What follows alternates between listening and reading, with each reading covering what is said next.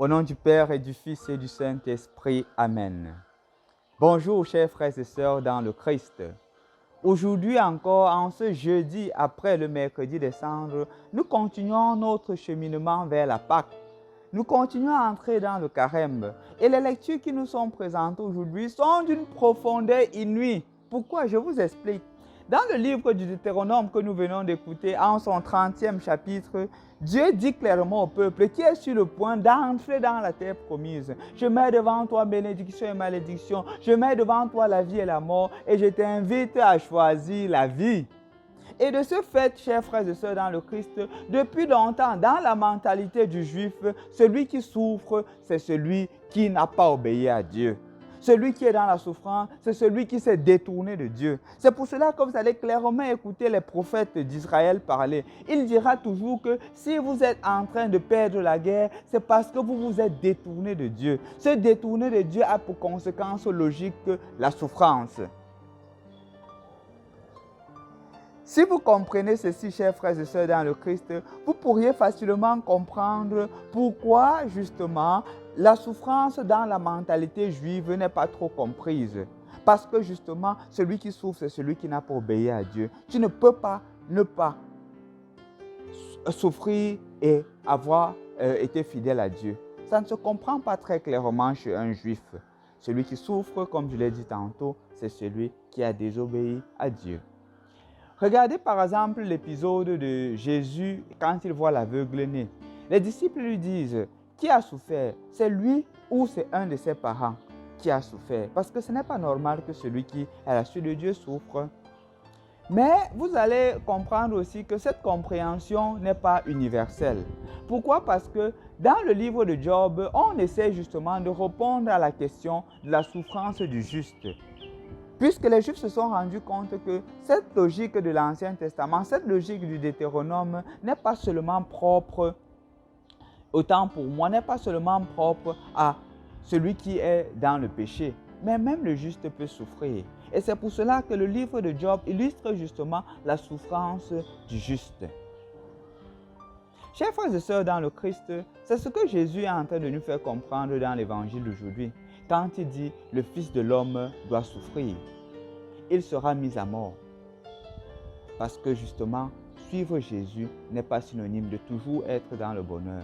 La souffrance fait partie de la nature humaine. Pourquoi je le dis, chers frères et sœurs dans le Christ?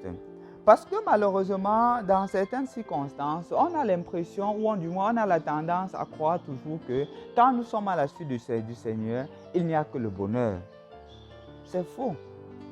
Se mettre à la suite du Seigneur impliquera aussi le malheur parce qu'il y a deux sortes de souffrance, deux sortes. La première souffrance, c'est la souffrance qui est la conséquence de nos choix quotidiens. La souffrance qui est la conséquence de ce qui arrive. Et la souffrance qui est la conséquence du fait que nous ayons choisi le Christ. Quand on choisit le Christ, il y a aussi une souffrance. C'est pour cela que Jésus dit, celui qui veut se mettre à ma suite, qu'il renonce à lui-même, qu'il prenne sa croix chaque jour.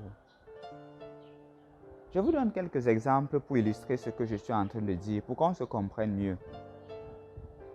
Il y a de cela quelque temps, j'ai eu un jeune qui vient dans mon bureau et qui me pose une situation compliquée.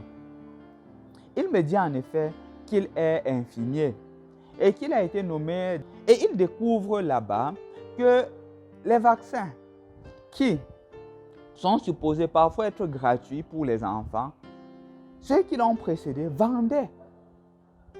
Non seulement cela, parfois le ministère de la Santé envoie des carnets de santé gratuits à remettre gratuitement aux patients, mais eux, ils les vendent.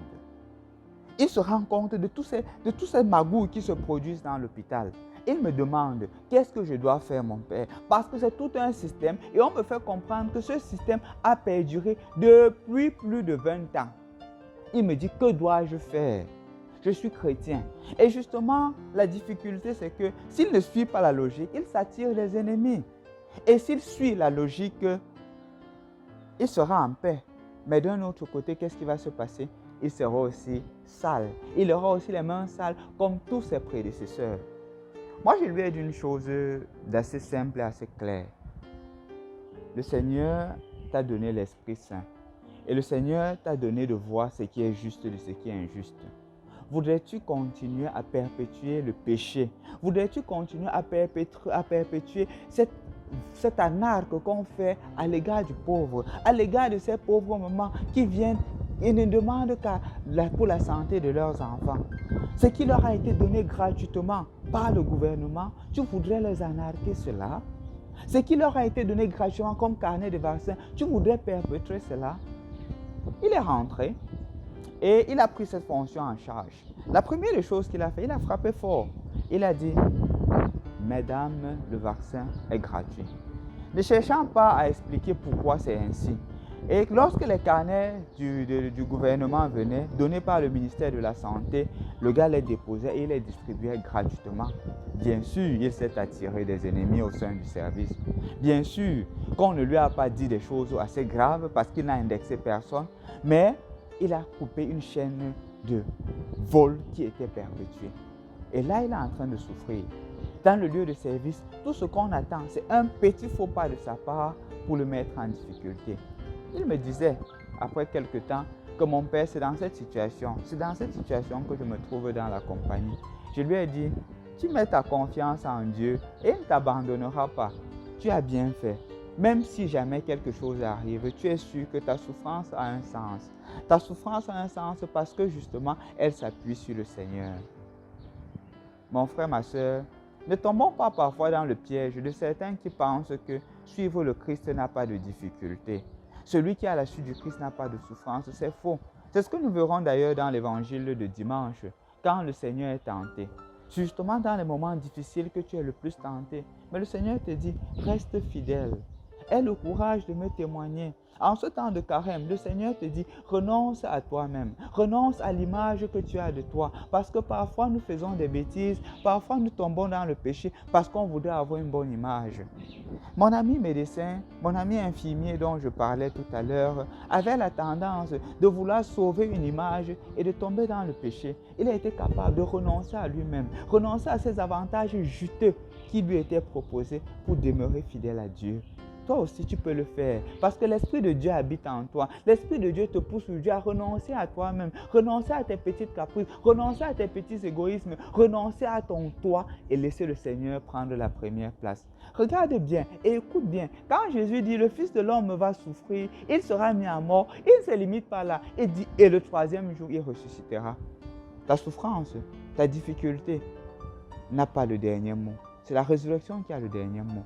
Aujourd'hui donc, rends grâce à Dieu pour les souffrances que tu vis à cause de sa parole. Parce que je suis sûr que toi, il y a des moments que tu subis des difficultés. Peut-être en famille, peut-être dans ton lieu de service, peut-être même dans ton voisinage, peut-être même avec tes plus proches, parce que tu as choisi Jésus. Et Jésus te dit aujourd'hui, tu es en train de faire le bon choix. Tu es en train de m'imiter parce que c'est ce que j'ai vécu. Mais tu ressusciteras.